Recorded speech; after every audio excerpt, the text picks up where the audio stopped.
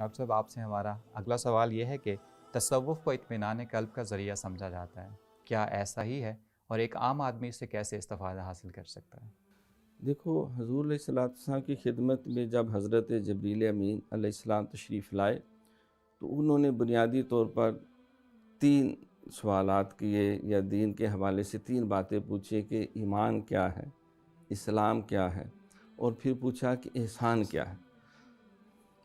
تو حضور علیہ السلام نے ارشاد فرمایا کہ احسان یہ ہے کہ ان تعبد اللہ کانک تراہ فإن لم تکن تراہ فإنہ یراک، کہ تو اللہ کی ایسے عبادت کرے گویا کہ تو اللہ کو دیکھ رہا۔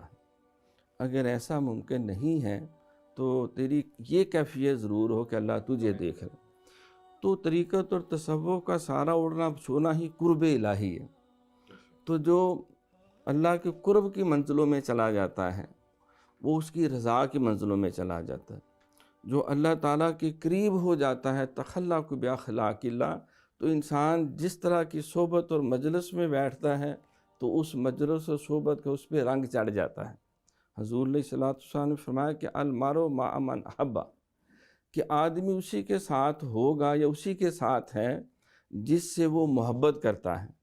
تو جب اللہ سے محبت ہوگی تو وہ اللہ کی ہی محبت میں، اسی کے تصورات میں، خیال یار میں ہم پر بہار رہتے ہیں۔ خزاں کے دن بھی ہمیں سازگار رہتے ہیں۔ دل میں ہو یاد تیری گوشہ تنہائی ہو، پھر تو خلوت میں جب انجمن آرائی ہو۔ تو جو اللہ سے جس کی لو لگ جاتی ہے، جس کے تصورات کا مرکز وہ بن جاتا ہے، جس کی نیات کا مرکز وہ بن جاتا ہے، تو پھر بدسکونی کہاں آ سکتی ہے؟